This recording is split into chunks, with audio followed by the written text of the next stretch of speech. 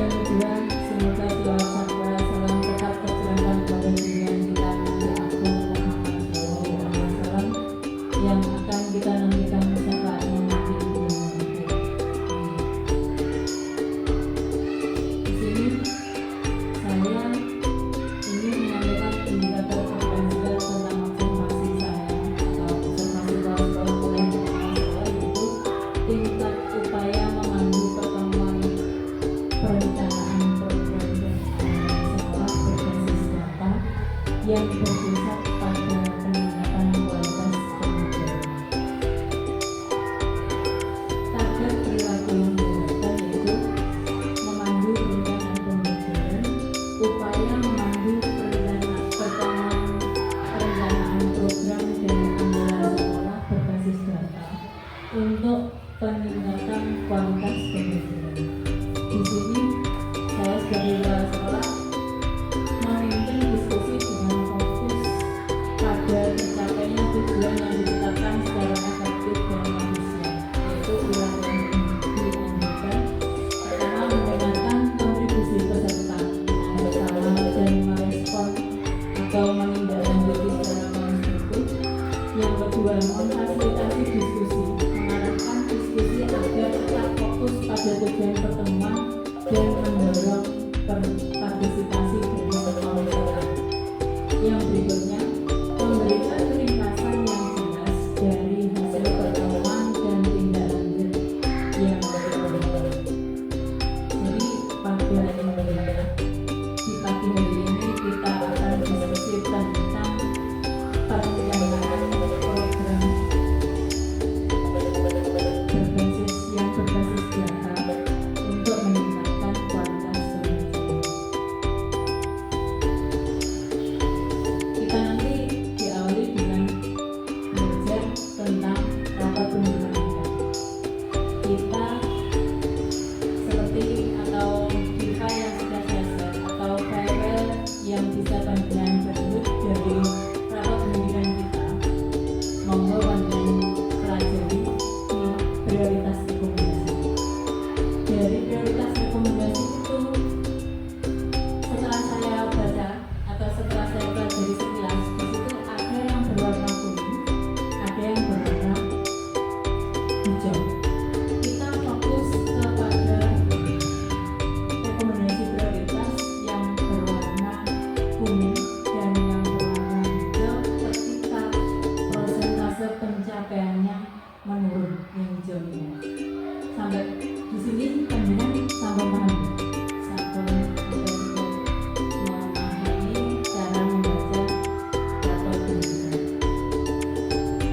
Nah, terus di prioritas kita dari rapor pembinaan yang kita peroleh itu yaitu meningkatkan kemampuan numerasi yang dinilai dari pemahaman murid terhadap domain bilangan aljabar dan geometri. Ini sekilas poster rapor pembinaan kita. Maaf, tidak begitu jelas.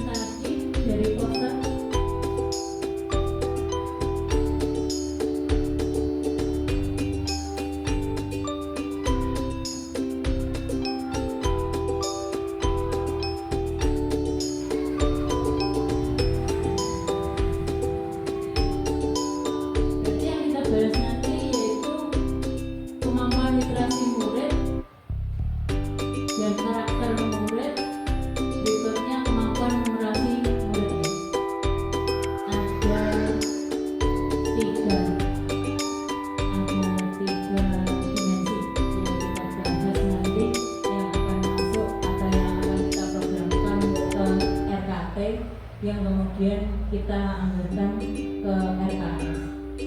Monggo panjenengan diskusikan kira-kira dari 3 dimensi itu kegiatan yang cocok apa?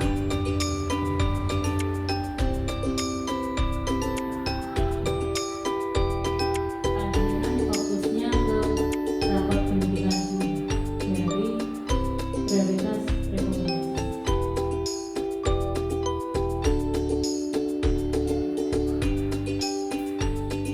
Putri sudah menemukan? Itu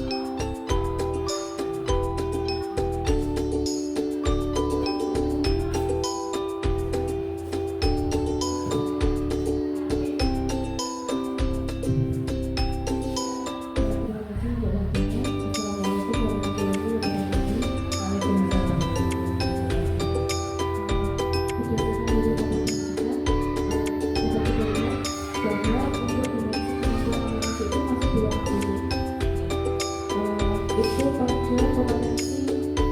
pada bidang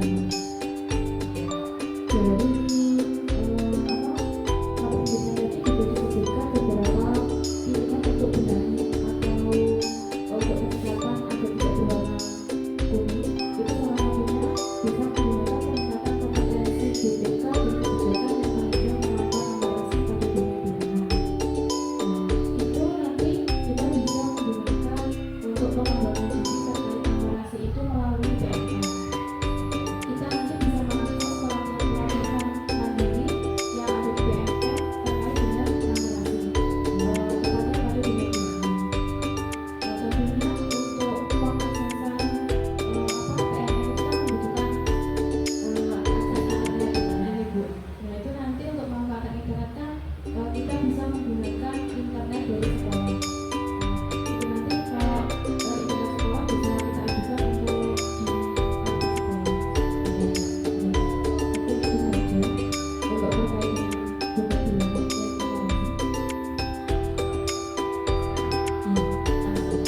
Kemudian yang kedua itu terkait dengan dimensi kemampuan narasi yang pada kompetensi membaca teks informasi, biasanya dunia literasi. Kita bisa mengambil beberapa dimensi, salah satunya yang peningkatan kompetensi BPK dan kebijakan yang menunjang kompetensi membaca teks informasi. Jadi karena terkait dengan literasi, hubungannya dengan minat baca anak, kita bisa juga menggunakan pelaksanaan kegiatan pengembangan minat baca peserta didik melalui program pembuatan pojok baca di setiap kelas. Jadi untuk program pojok baca di setiap kelas itu nanti kita menggunakan yang sederhana saja. Contohnya kita nanti membuat poster-poster tentang tulisan pojok baca, kemudian juga membuat buku itu juga bisa. Ini terkait untuk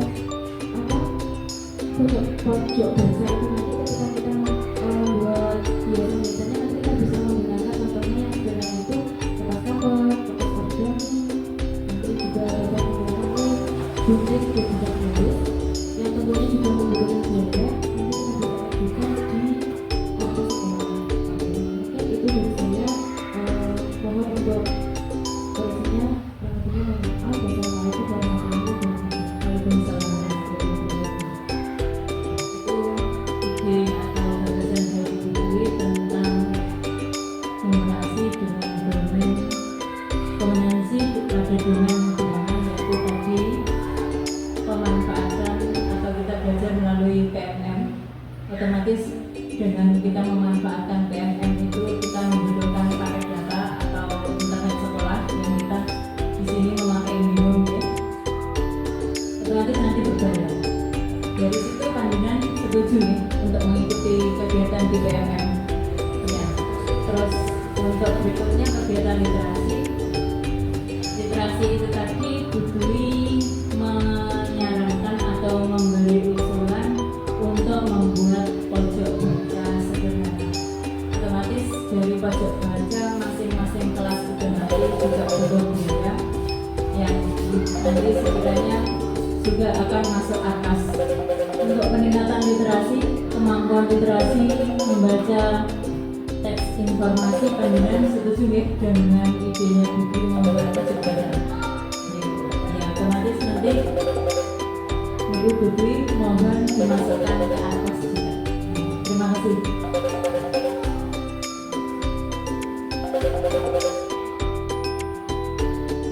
Terus berikutnya untuk monggo Bu Yuri untuk mengidentifikasi masalah berikutnya. Terima kasih. Assalamualaikum warahmatullahi wabarakatuh. Untuk identifikasi berikutnya, saya mengusul yaitu tentang identifikasi yaitu tentang karakter. Jadi ini meskipun karakter ini di DNA itu beberapa pendidikan itu sudah berwarna hijau, ini mungkin ada pembenahan sedikit Ibu, yaitu tentang peningkatan kompetensi GBK dan kebijakan yang mendukung tentang sikap bernalar kritis.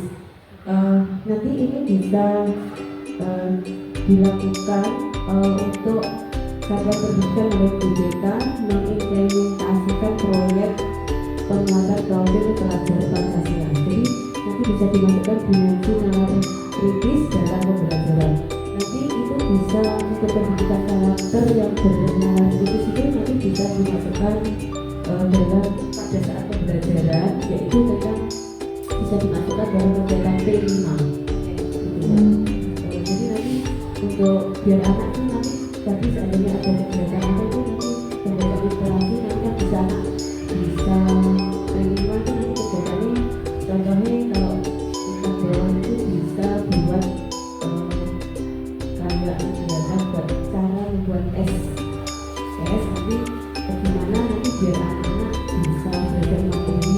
Nanti kita sederhana saja untuk kegiatannya nanti bisa membuat es tadi. Apa saja yang bisa dilakukan untuk membuat es itu, buah apa saja, terus bagaimana cara membuatnya. Untuk contoh untuk kelas bawah di kegiatan ini. Maka nanti itu yang bisa saya usulkan nanti bisa dibuat apa itu masuk ke anggaran terima kasih. Wassalamualaikum warahmatullahi wabarakatuh. Terima kasih. Saran pembicaraan hari ini tentang karakter dimensi bernalar kritis, yaitu tentang kegiatan P5. Dan nanti untuk kelas bawah dan kelas atas sama atau tidak? Ibu, untuk kegiatan atas kemarin kita juga sudah mencoba nanti kalau kelas bawah itu kan nanti cuma buat saja tetapi juga nanti kalau untuk P5 di tingkat atas kalau sama kita buat S nanti anak-anak bisa menjual, maksudnya hasil dari pembuatan P5 ini bisa diwirausahakan, jadi bisa dijual ke temannya, ke adik kelasnya atau ke bapak ibu guru. Itu sarannya sendiri dari dimensi bernalar kritis, yaitu pengalaman atau lewat kegiatan P5 dengan membuat es yang nanti bisa menjadi menjadi sumber ekonomi bagi anak-anak terutama untuk menambah kas kelas. Apakah panjenengan mangke setuju dengan itu?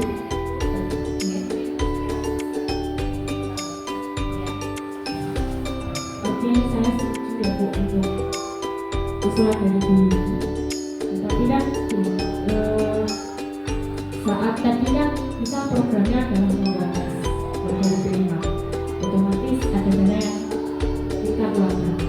Asal untuk dananya itu kita ambil misal penjualan esnya, kita memanfaatkan gelas-gelas itu yang ada di dapur gimana. Jadi maksudnya kita nggak perlu membeli plastik ya betul. Terus bahan-bahannya mungkin pewarnanya kan sekarang bisa kita menggunakan pewarna alami ya. Kayak misal kita dari ambil dari jati ataupun pakai sawi atau bahan-bahan yang betul pandan yang di lingkungan kita bisa. Jadi selain kita menghasilkan uang, di mana pembuatannya itu betul, memanfaatkan, meminimalisir dana. Iya. Nah, kalau kita pakai cash pakai plastik itu otomatis kita membutuhkan anggaran dana. Terus kayak bisa kita beli es menggunakan pewarna, kalau beli kita kan menggunakan dana. Kalau seperti itu bagaimana? Biar jadi anggarannya nanti di sini, jadi tidak perlu masuk ke anggaran bos, ya betul kita mandiri dengan memanfaatkan yang ada di rumah. Jadi berjalan semua program P5 kita berjalan menghasilkan uang tanpa mengeluarkan uang. Bagaimana seperti ini? Ya, oke. Jadi mau coba. Terima kasih. Mungkin sedikit menambahi tentang P5 ini tadi, usulan dari Bu Yuli kita membuat program pembuatan seperti contoh es klo atau es dulu dengan kemasan, kemudian juga menambahkan bagaimana kalau kita meminimalir atau meminimalisasi modal untuk mendapatkan untung yang lebih banyak dengan cara memanfaatkan apa yang ada dari alam. Mungkin saya bisa menambahi kenapa selain untuk meminimalir penggunaan dana, lebih tepatnya kita mengajari anak untuk lebih menjaga alam. Bukankah ketika kita menggunakan produk dari alam, satu, kesehatannya jelas terjaga.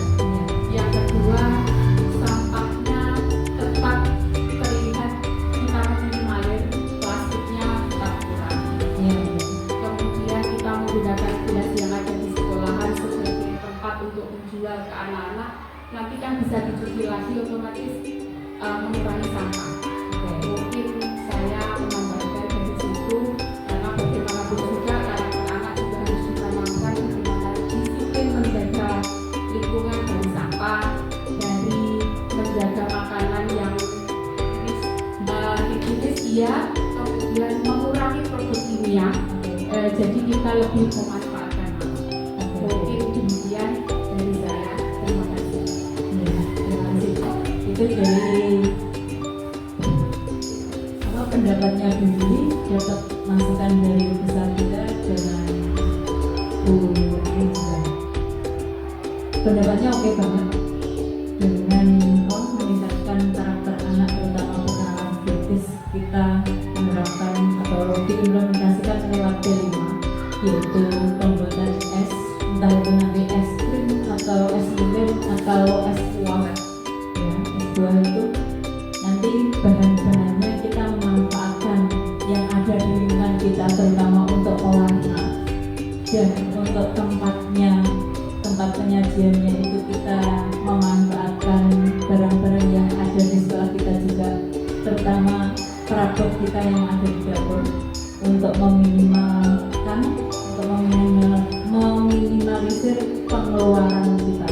Otomatis kegiatan ini nanti tidak memakan biaya dan berarti tidak masuk ke atas gitu ya, tapi tetap masuk ke RKP.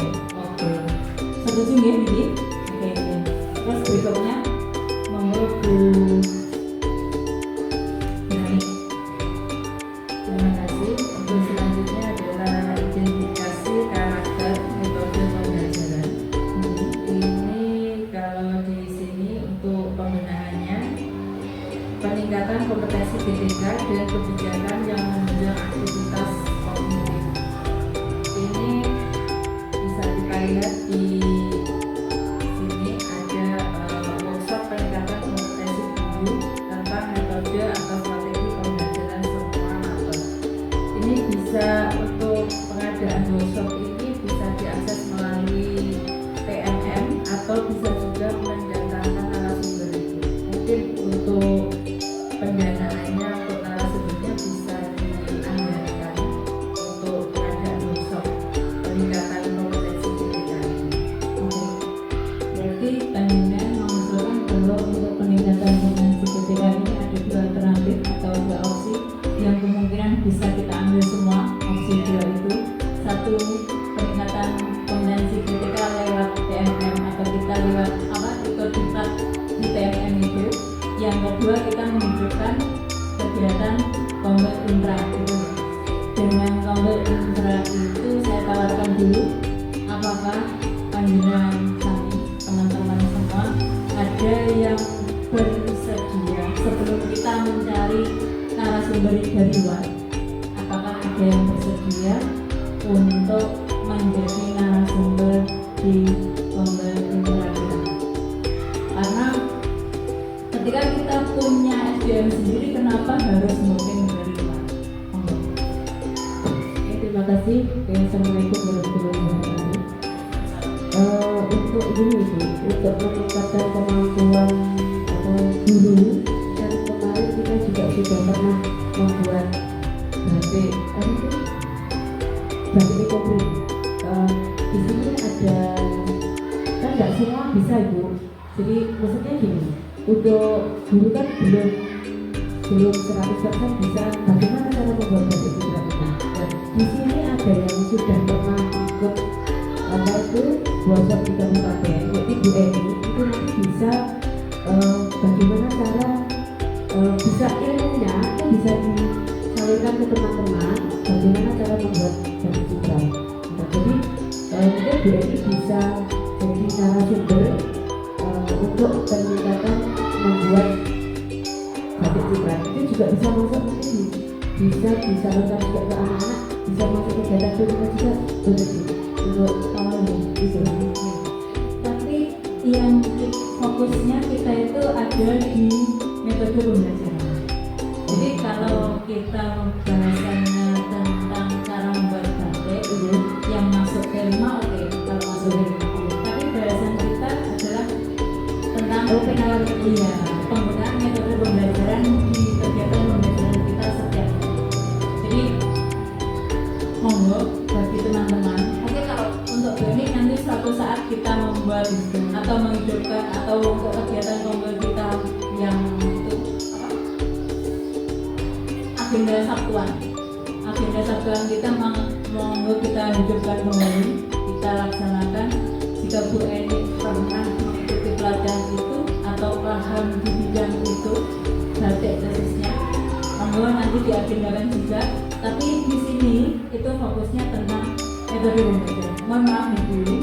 Terus monggo, apakah dari salah satu dari teman kita ada yang mampu membawakan materi tentang metode pembelajaran? Jika kita bisa, kenapa harus mencari hal? Apakah Bu Sabila bersedia? Harusnya bersedia.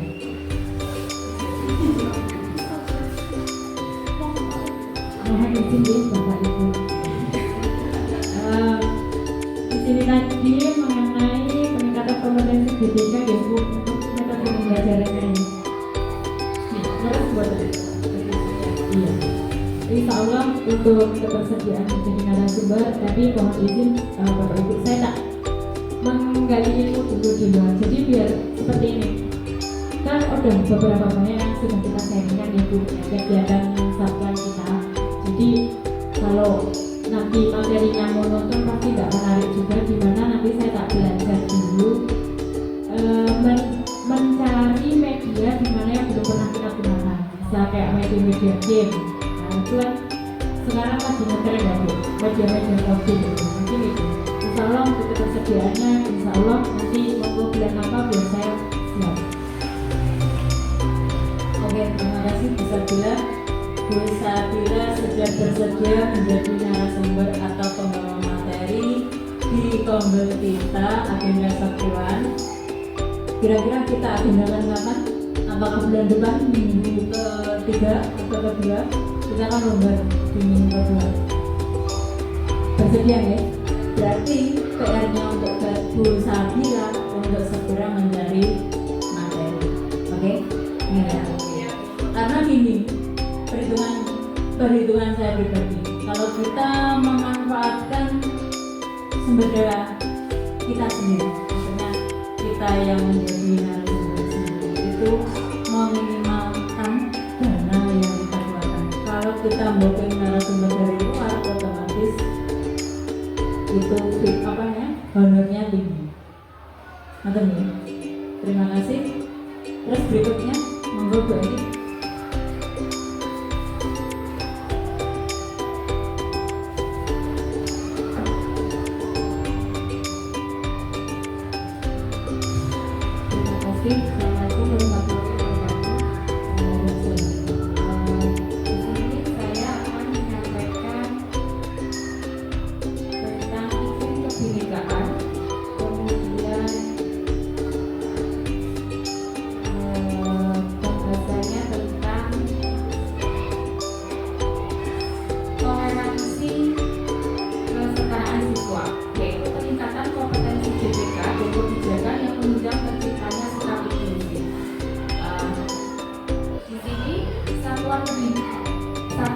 Pendidikan meningkatkan kompetensi GPK dengan mempelajari konten terkait praktek pembelajaran interaktif yang sesuai dengan tujuan pembelajaran dan karakteristik siswa.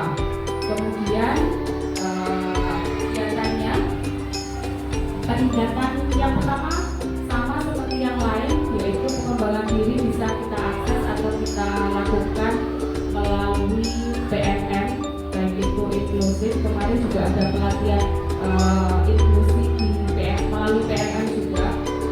Itu bisa diakses baik oleh GPK, guru pendamping khusus maupun guru-guru reguler. Itu bisa mengakses semua melalui PNM. Kemudian kita bisa melakukan pelatihan guru dan kepala sekolah terkait inklusi.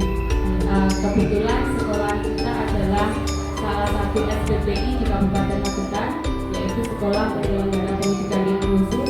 Jadi mungkin sedikit banyak kami sudah mendapatkan pembekalan tentang pendidikan inklusif, terutama saya dan Bu Sandini. Tetapi di sini pengembangannya bukan hanya kepada GPK, tetapi kepada seluruh guru yang ada di sekolahan. Jadi GPK-nya juga harus dilatih atau diposisikan untuk memberikan pendidikan atau pembelajaran secara inklusif. Dan ternyata sekarang di PNM atau di kurikulum merdeka itu pembelajaran berdiferensiasi diutamakan. Sebenarnya sebelum ada itu kami di inklusif sudah diajarkan, sudah dibekali bahwa kita semua ini terlahir berbeda. Inklusif itu tadi, jadi kita juga harus berada di dalam kelas, juga harus memperlakukan anak-anak berbeda. Asesmen dasar terutama dimulai dari awal masuk kelas, kita cari asesmen dasarnya. Nah, untuk itu semua GPK perlu pembekalan, pelatihan melalui workshop, melalui PNM ini tadi. Kemudian itu untuk GPK-nya. Kemudian untuk pengembangan sekolah sehat yang aman, sekolah ramah anak, sekolah inklusi yang kita juga termasuk di dalamnya. Kemudian sekolah adiwiyata dan sejenisnya. Mungkin kalau adiwiyata kita belum, tapi kalau sekolah sehat insya Allah sekolah kita sudah termasuk, walaupun belum sempurna. Kemudian untuk sekolah ramah anak kita berusaha untuk mewujudkan itu. Sekolah inklusi kami termasuk di dalamnya. Untuk itu semua kami juga nggak bisa berjalan sendiri, jadi mungkin beberapa kegiatan yang dilaksanakan membutuhkan pembiayaan, dan saya rasa pembiayaannya juga bisa masuk ke dalam ARKAS. Kalau dulu SPP itu ada pendanaan dari pusat melalui dinas, tapi sekarang pembiayaan itu difokuskan ke asesmen anak untuk mengetahui asesmen dasar tadi, karena sebenarnya asesmen itu memang tidak bisa dilakukan, tidak bisa dikeluarkan oleh guru, tapi kami boleh melakukan melihat anak ini seperti apa, itu boleh. Tetapi untuk mengeluarkan secara tertulis harus oleh tenaga ahli, dan itu dilakukan oleh sekolah sekarang melalui pendanaan dari pusat. Jadi untuk yang di sekolah kemarin juga dapat pembekalan bahwa itu bisa dimasukkan ke BOS. Jadi mungkin itu terkait terciptanya lingkungan inklusi dan peningkatan kompetensi GPK di bidang pendidikan untuk praktek pembelajaran interaktif dan inklusi tadi. Mungkin demikian yang bisa saya sampaikan. Terima kasih. Itu usulan dari kami tentang inklusi atau tentang sekolah inklusi.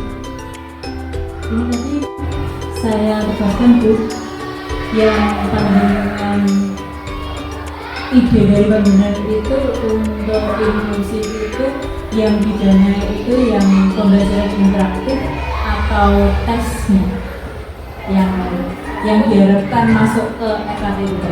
Pembelajaran interaktifnya. Kalau untuk tesnya kan pendanaannya dari pusat melalui Dipora yang kemarin kita setiap tahun mengirim beberapa anak untuk mengikuti tes. Terus misalnya untuk anak-anak yang tidak tercover di situ, Iya. itu gimana? Misalnya kita di perjalanan ada teman, Iya. anaknya itu ternyata dia berkebutuhan khusus. Dibilang berkebutuhan khusus kan tidak mesti cacat atau gimana juga. Cuman kan di tengah perjalanan kita menemukan anak untuk assessment mereka itu gimana? Kalau Apakah juga masih di cover di Dipora? Kalau kemarin yang di cover Dipora itu yang dari awal itu dilaporkan di Dabodik. Kemudian kami juga melaporkan melalui link yang dikirim dari Dipora. Jadi ketika di perjalanan misalkan kami melaporkan di awal pelajaran, di awal tahun pelajaran, kemudian semester 1 ada anak yang mengalami kenakalan misalnya karena ditinggal orang tuanya atau bagaimana, atau misalnya ibunya meninggal luar malam, terus jadinya sedih atau nggak mau sekolah, itu tidak bisa di cover oleh tes yang ada di Dipora saat itu, tapi bisa diajukan untuk tahun berikutnya. Kalau memaksa seperti kemarin kita juga ada satu siswa yang akhirnya ikut karena masuk Dabodik dan kurang umur. Kemarin pembiayaannya bisa melalui BOS tapi diikutkan di Dipora. Jadi pembiayaan nggak bisa di cover bersama dengan teman-temannya, tapi pembiayaannya oleh BOS. Kemarin kita sudah satu anak itu sekarang kelas 1 itu karena usianya kurang 2 bulan dan ternyata harus mendapatkan surat rekomendasi dari psikolog bahwa anak ini memang sudah mampu untuk masuk SD, dan kemarin sudah kami ikutkan itu atas pembiayaan dari Berarti fokusnya untuk anak-anak inklusif atau anak-anak yang berkebutuhan khusus itu yang tercover atau yang terdaftar itu di cover oleh Dipora, dan yang belum atau temuan kita ketika semakin kesini itu kita menemukan itu berarti kita harus mengcover sendiri. Terus fokusnya ke pembelajaran atau kegiatan pembelajaran interaktif. Nanti kita gunakan di EKT. Mohon Bibi nanti untuk hal semacam itu ikut, maksudnya bantu saya untuk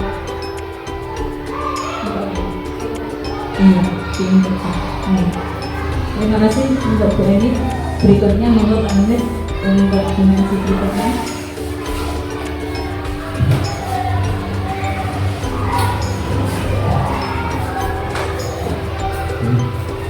Assalamualaikum warahmatullahi wabarakatuh.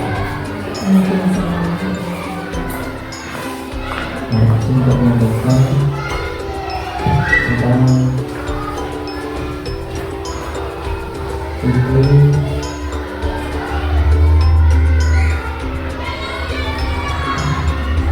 kebinekaan untuk refleksi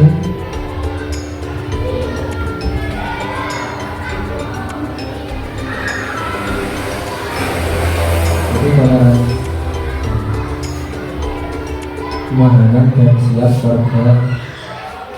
dan sikap warga sekolah terhadap kesetaraan gender.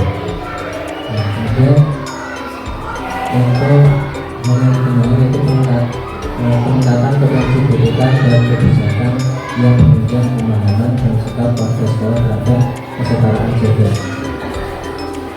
Lalu sarana pendidikan meningkatkan kompetensi pendidikan dengan mempelajari konten terkait definisi, platform konten, serta sikap terhadap kesetaraan kemampuan, hak dan kewajiban laki-laki dan perempuan.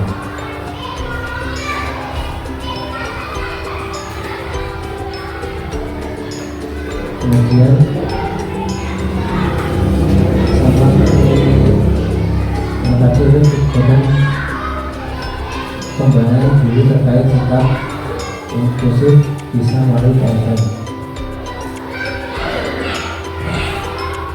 pelatihan guru dan kepala sekolah terkait sikap inklusif untuk membangun sekolah sehat, sekolah aman, sekolah ramah anak, sekolah inklusi, sekolah terbuka dan sejenisnya.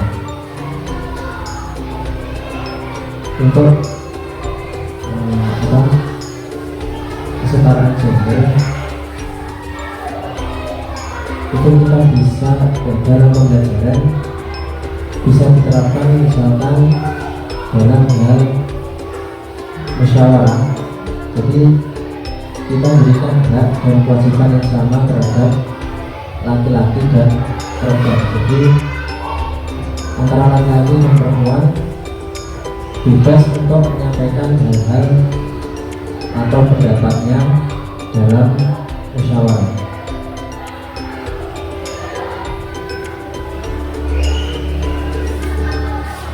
Kemudian untuk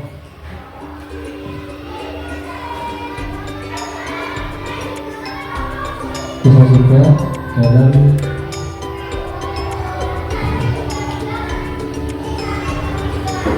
seperti tingkat kelas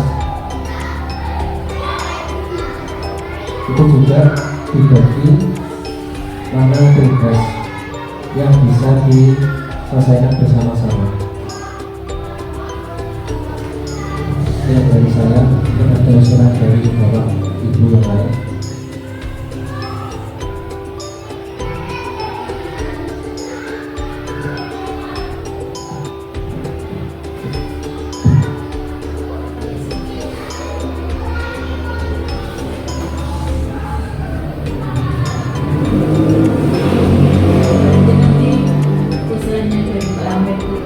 Kegiatannya bisa mengikuti seperti tadi ya, namanya tadi ikut kegiatan BPMN ya, terus untuk pengembangan sekolah sehat, sekolah ramah anak, sekolah aman, sekolah inklusi, sekolah kegiatan dan seterusnya.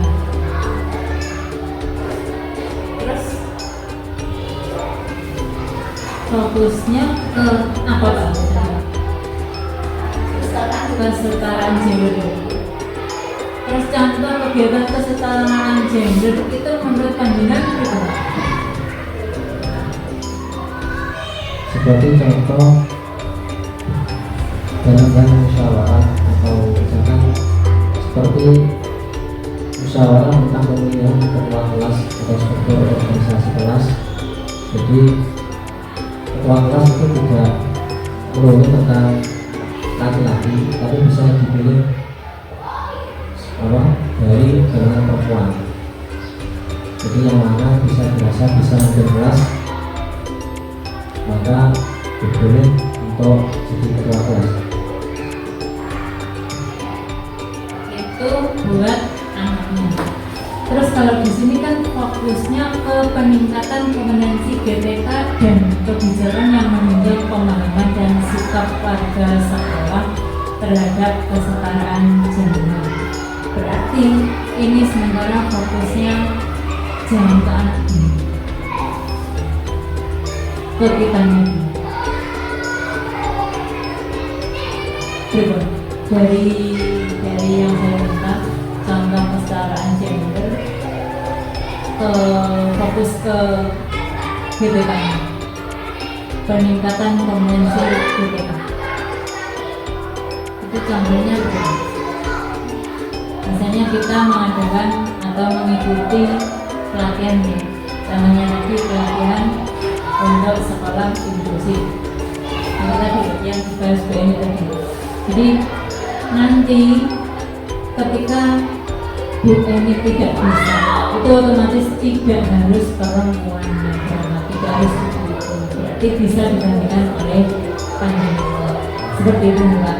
Ya, Jadi maksudnya untuk ini peningkatan kompetensi GTK dan kebijakan yang menunjang pembangunan dan sikap warga sekolah terhadap kesetaraan gender itu ketika ada pelatihan guru dan kepala sekolah yang terkait sikap inklusi yang kalau Bu Eni atau Bu Sartini tidak bisa hadir, itu tidak harus diganti oleh ibu-ibu, tapi berhubung gender kita sama maka bisa diwakili oleh kandungan.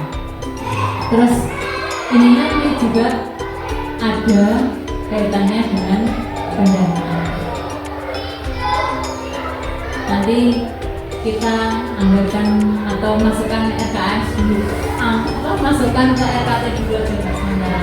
Karena sekolah kita berhubung sekolah kita itu sekolah inklusi, otomatis setiap tahun pasti ada yang mengikuti diklat inklusi. Nih, terima kasih. Itu nih, sekiranya tentang bahasannya Pak Hamid, pemahaman sikap warga sekolah tentang kesetaraan gender. Lalu berikutnya Bu Sartini, yaitu iklim keamanan sekolah, masalahnya iklim keamanan sekolah, dan refleksinya tentang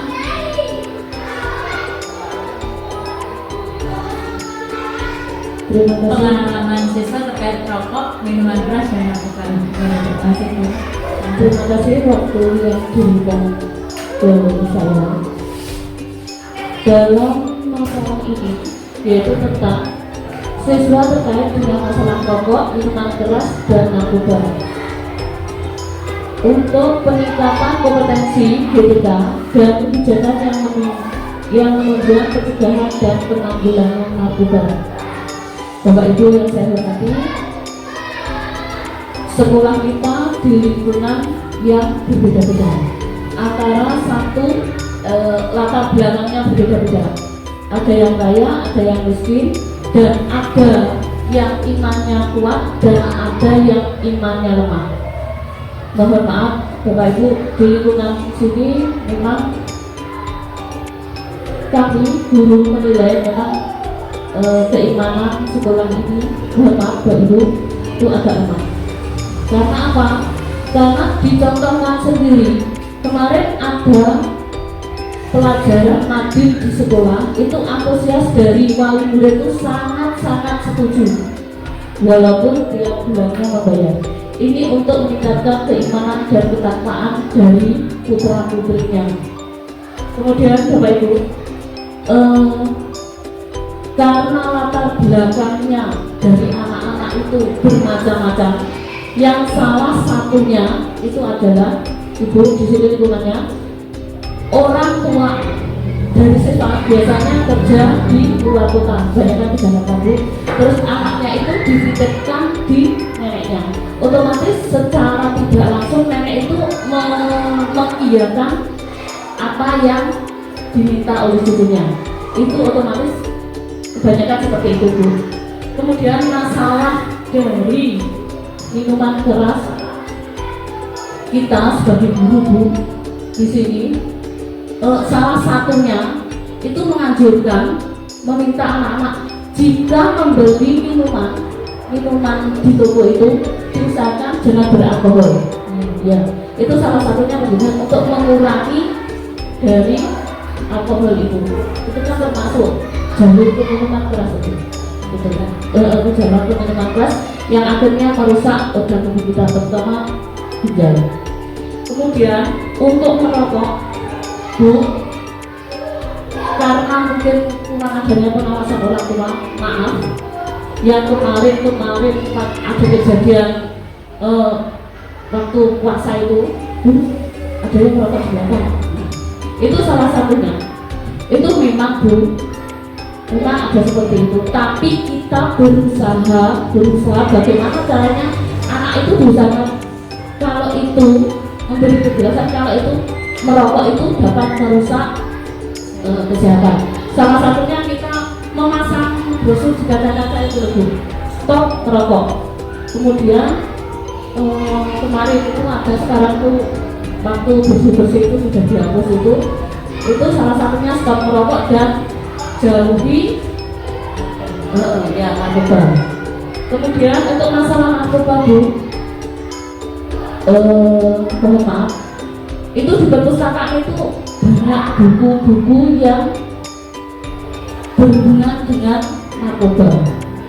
Kemudian selain itu mungkin kita bisa menyuruh anak-anak untuk membaca di perpustakaan. Selain itu Bu, di buku Penjas terus PJOK kelas, kalau tidak salah kelas 5 sama kelas 6 Bu, itu juga ada pelajaran seperti itu Bu.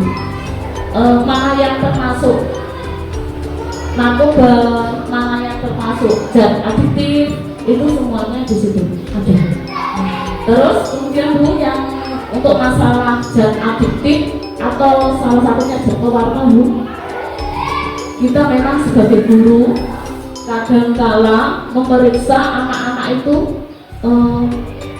jajan, terutama anak jajanan di belakang itu Bu, yang warnanya mencolok, biasanya pentol itu jatuh, yang menggunakan banyak micin MSG itu dan banyak zat pewarna, terutama warna merah itu Bu, sampai menyawa itu. Itu tindakan kita sebagai guru sudah melaksanakan jangan membeli makanan yang zat pewarnanya terlalu merah berlebihan. Itu biasanya dari zat adiktif yang sangat berbahaya. Salah satunya kemarin itu saus itu biasanya mengambil dia pengaruhnya yang sangat membahayakan. Itu tindakan kita sebagai guru. Kemudian ini saya menyinggung sedikit Bu masalah anak-anak yang bully Bu. Maaf Bu ya. Kemarin itu memang ada pembelajaran bully yang kita mengundang Pak Kapolsek yang datang waktunya itu. Kita sebagai guru sangat setuju dengan adanya itu, dan wali murid diundang ke sekolahan, maka adanya kerjasama antara wali murid, guru, dan Kapolsek atau jajaran yang berwenang, sehingga anak-anak kita itu terhindar dari hal-hal yang demikian. Dan juga mungkin yang ada di situ juga nanti Pak Kapolsek kan juga bisa menjelaskan bahaya-bahayanya seperti itu. Dan tidak kalah pentingnya memang Bu, kalau kita mengundang orang kan membutuhkan biaya.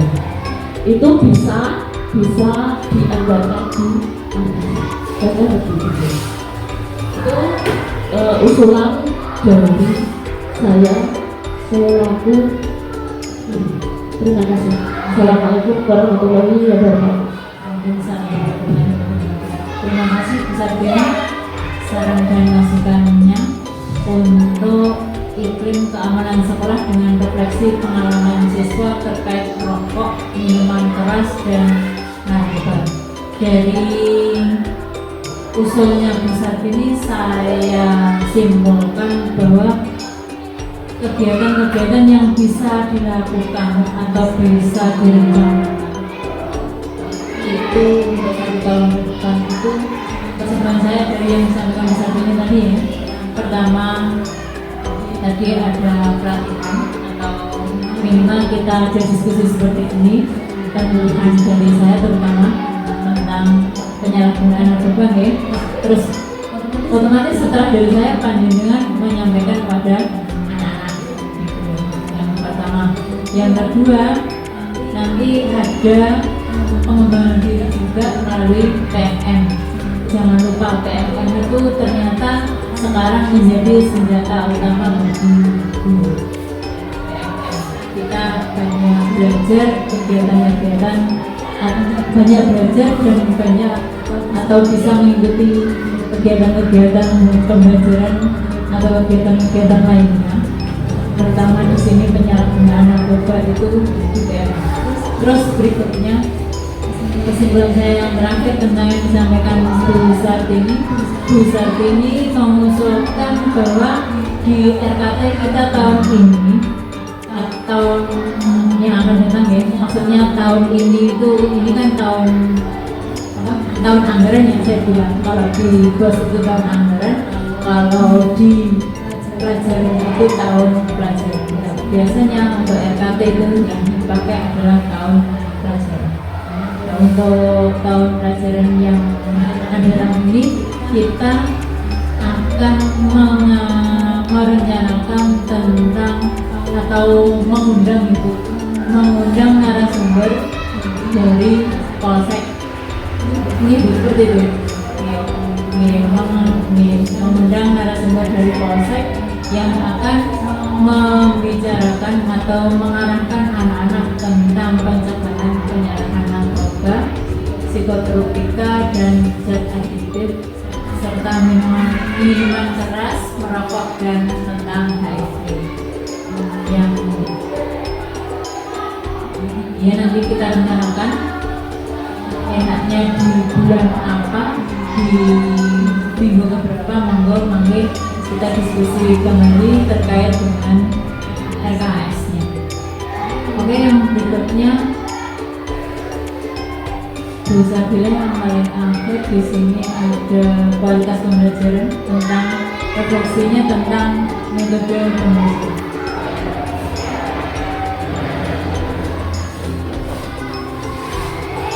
Assalamualaikum warahmatullahi.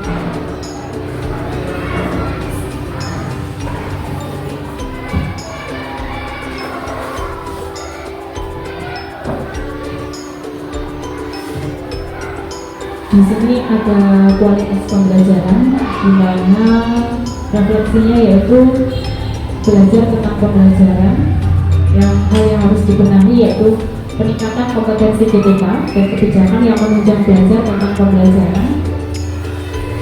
Di mana untuk kegiatannya itu satuan pendidikan meningkatkan kompetensi GTK dengan mempelajari konten terkait pengetahuan dan keterampilan mengajar yang bermakna dan berpusat pada peserta didik.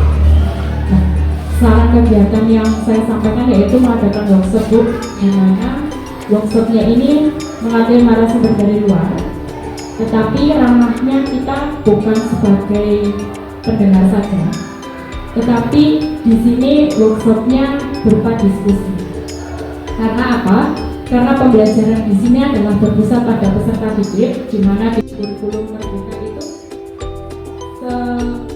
setiap peserta didik itu kan berbeda, otomatis karakter dari masing-masing berbeda, dan karakter dari masing-masing sekolah dari siswa di masing-masing sekolah juga berbeda karena kemungkinan besar pengaruh dari lingkungan. Sehingga saran saya, usulan saya itu mengadakan workshop dari narasumber, di mana kita berdiskusi mengenai karakter peserta didik kita yang lebih cocok, karena yang tahu otomatis adalah wali kelas. Otomatis yang tahu adalah wali kelas, di mana narasumber itu dia berperan sebagai pengambil keputusan ataupun sebagai pemberi arahan kepada kita. Dan jadi nanti dari masing-masing wali kelasnya itu berbagi praktik baik dari apa yang sudah diterapkan pembelajarannya di sekolah ini, kemudian dievaluasikan oleh narasumbernya, di mana narasumbernya itu memberikan pembelajaran mana yang cocok. Jadi lebih ke ranah kita diskusi di workshopnya. Karena selama ini misal sederhananya kalau kita mengikuti workshop, terkadang ini medianya bagus, pembelajaran bagus, tapi kita belum tahu betul apakah pembelajaran ini benar-benar cocok untuk anak yang memang sistem belajarnya hanya berupa audio atau visual saja, atau anak ini hanya gimana ya, mungkin cara tangkapnya berbeda juga dari yang lain. Itu kan kita belum benar-benar paham, walaupun kadang kita juga belajar dari karakter anaknya, dari apa itu dari workshop tersebut, tapi yang lebih update, karena kan ketika kita sebagai pendengar, maksudnya kita sebagai peserta workshop itu hanya bisa berdiskusi dengan sekilas. Tetapi ketika kita seperti ini dengan berbagai praktik baik yang sudah kita laksanakan, terus kemudian otomatis kalau sudah semester 1 berjalan, kita lebih paham dari karakter anak kita, di mana sistem pembelajaran kita itu sebenarnya cocok atau belum. Nah, itu mungkin saya usulkan seperti itu. Jadi mengadakan workshop di mana lebih ke ranah diskusi dengan berbagai praktik baik yang sudah kita lakukan, yang kita sudah laksanakan selama 1 semester. Ibarat kata itu sebagai asesmen kami, mendatangkan narasumber yang lebih paham di psikolog anaknya atau di sistem pembelajaran anaknya. Mungkin itu dari saya. dari teman-teman?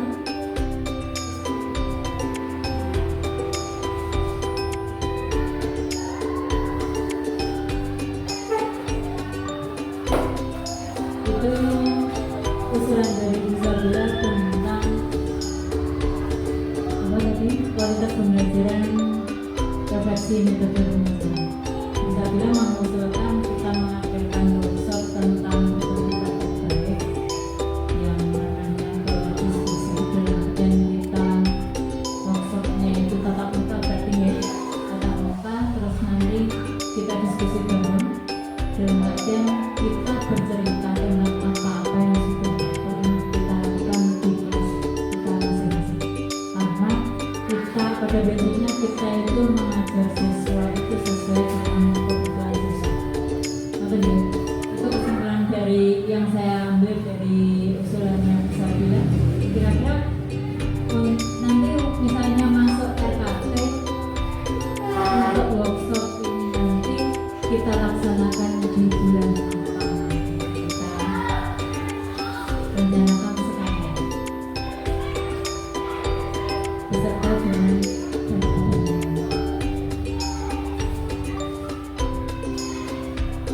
Terus kira-kira dari beberapa identifikasi permasalahan tadi yang bisa kita rencanakan, otomatis tadi semua masuk ke dokumen RKT ya, masuk ke dokumen RKT, tapi ada beberapa yang masuk AKAS, ada beberapa yang tidak masuk AKAS, karena yang masuk AKAS itu otomatis membutuhkan yang tidak masuk AKAS bisa kita lakukan dengan pemanfaatan apa tadi? Tadi loh, pas pembuatan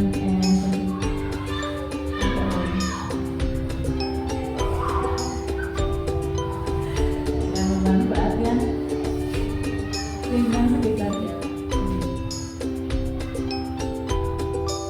Di kesimpulan saya dari beberapa identifikasi masalah tadi yang masuk AKAS itu ada kemampuan numerasi dengan refleksi kombinasi pada domain bilangan. Itu karena kita tadi apa sarannya masukannya Bu Dwi tadi tentang pengembangan diri terkait numerasi melalui PMM, otomatis PMM-nya itu harus kita harus online yang membutuhkan data atau internet. Yang di sekolah kita internetnya pakai ini, otomatis kita bayar dulu paketannya sebulan berapa, dan itu nanti diamankan selama 1 tahun itu. Terus yang kedua tentang kombinasi membaca teks informasi, tadi ngendikan Ibu Dwi, atau kita sepakat pelaksanaannya dengan untuk meningkatkan baca tulis siswa. Minat baca tulis siswa kita tadi membuat pojok baca. Otomatis ini selain masuk RKT juga masuk AKAS, tinggal nanti atau kita langsung merencanakan saja anggarannya berapa. Yang tadi pertama tadi ya, biaya internetnya selama 1 tahun 1 bulannya berapa?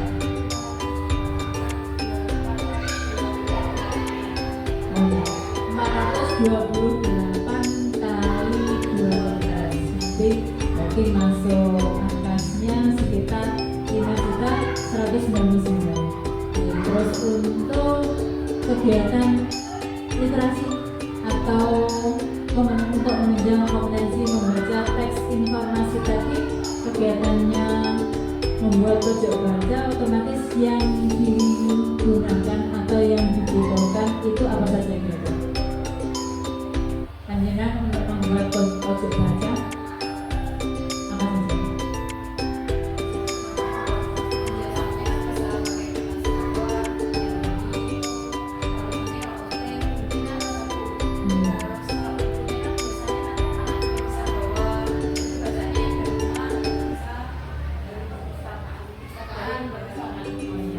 Berarti fokus yang kita beli nanti ada kertas cover, kertas origami, lem, gunting, dan penggarisnya ya. Tapi penggaris itu dari kita atau dari mana? Dari kita. Oke. Terus kertas cover kira-kira jumlah yang dibutuhkan berapa? 60 lembar cukup? Cukup ya?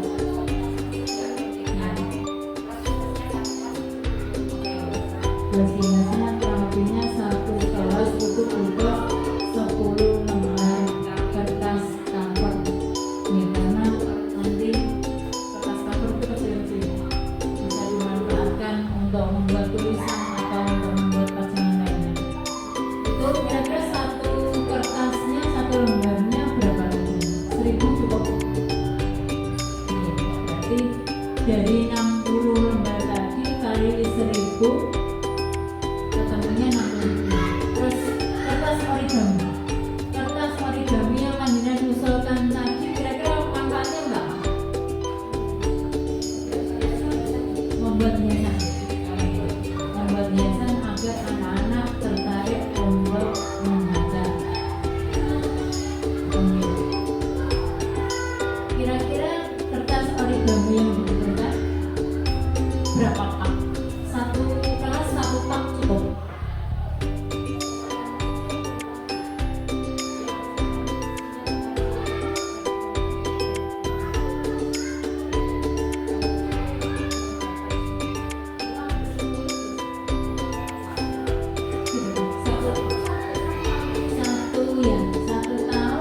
Satu tahun kan membuat pojok baca satu kali.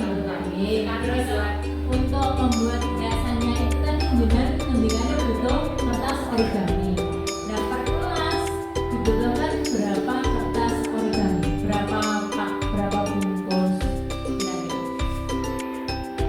Apa saja yang akan dengan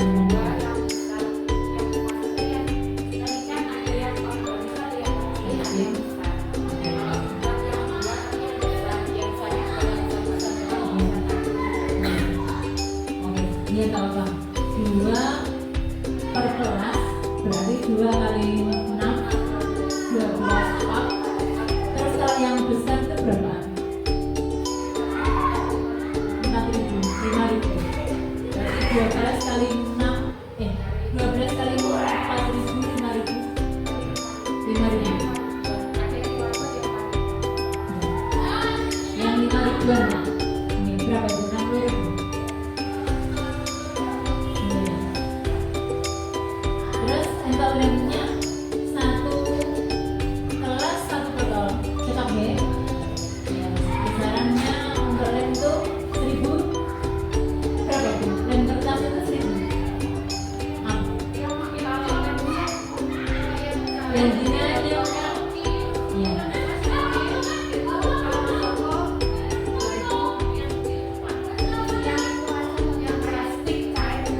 Oh iya, yang cari ya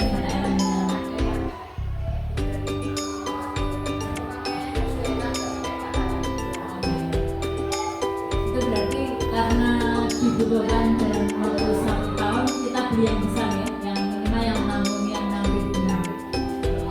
Berarti 6 kali 6.000, 36.000. Terus guntingnya satu kelas cukup satu ya. Berapa satu gunting? 5.000 yang kecil.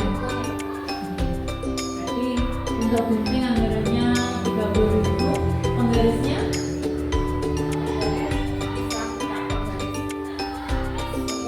penggaris besi satu yang 9.000-an itu. Berarti 54.000.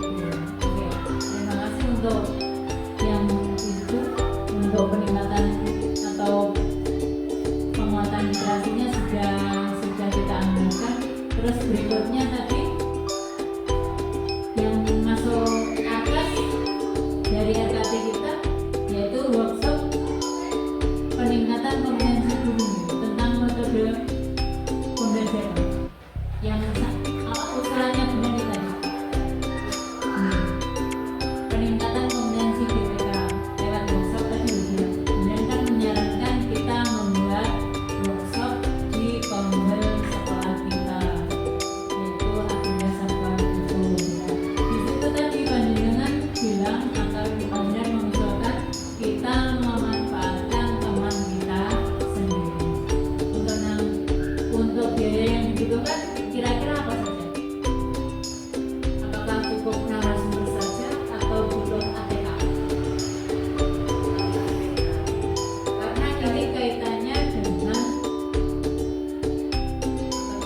cukup belajar.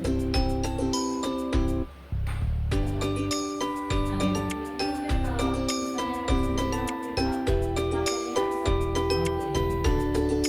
Terus ada lagi selain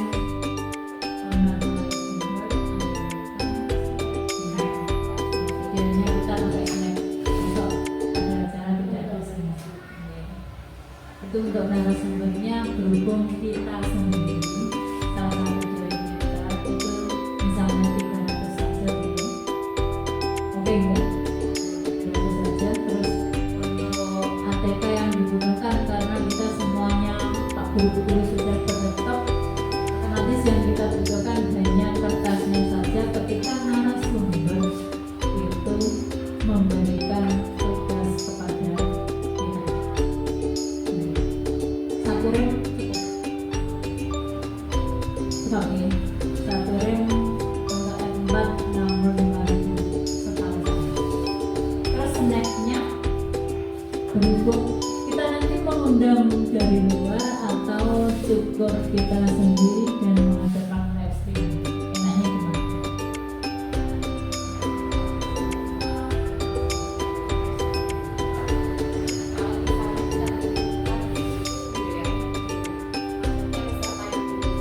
Kita live streaming saja.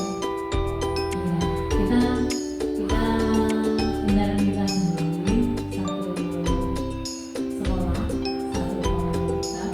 Terus kita menawarkan ke gugus-gugus atau teman-teman guru lainnya, tapi lewat YouTube atau kita buka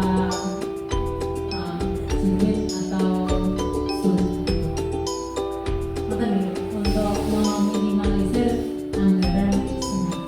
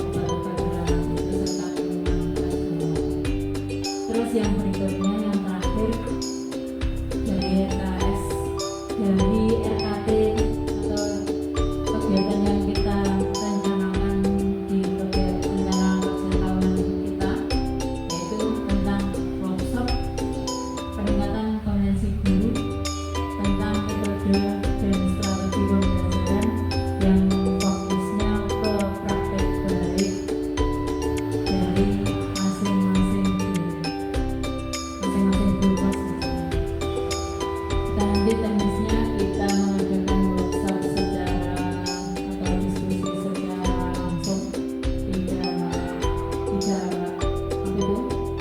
live streaming, tidak online, karena ketika kita diskusi itu lewat online itu kadang-kadang miss dan tidak bisa mempraktekkan langsung kepada anak, karena anak atau kita mengajar anak itu harus sesuai dengan kebutuhan anak. Dari workshop itu kira-kira yang kita adakan berhubung narasumbernya kita tidak dibuat, monggo panjenengan nanti tolong cari narasumbernya yang sekiranya cocok dengan apa yang kita rencanakan. Terus kira-kira untuk narasumber itu menurutnya apakah cukup 300.000 atau berapa? Terus kemarin 300. 300 ya. Terus selain untuk narasumber ada snack dan ATK nih. Misalnya ya, ATK-nya 1 ring saja cukup ya untuk kertas. Terus untuk snacknya seperti tadi 10.000 atau 11.000 ya. 10.000, 10 kali 10 berarti total dari RKS yang sudah kita rencanakan itu ada 6.309.000.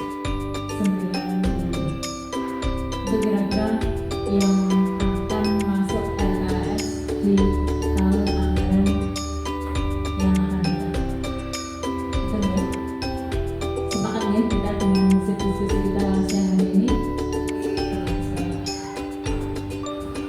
Jika ada masukan, monggo silakan terkait dengan anggaran, terkait dengan RKT yang sudah kita susun. Cukup sampai di sini. Oke, terima kasih. Kira-kira itu yang bisa kita diskusikan atau karena semuanya dari LK atas yang kita rencanakan itu sudah tercover di dokumen RKT semua. RKT yang itu nanti tinggal kita menyusun RKT. Nanti saya yang menyusun RKT-nya. Terus untuk arkasnya karena yang berkaitan dengan rapor pendidikan dengan dimensi-dimensi yang kita pilih tadi sudah kita rencanakan, maka saya mohon dengan sangat kepada bendahara Bos, mohon untuk lembaga kerja arkas yang kita susun dari berdasarkan rapor pendidikan ini diinput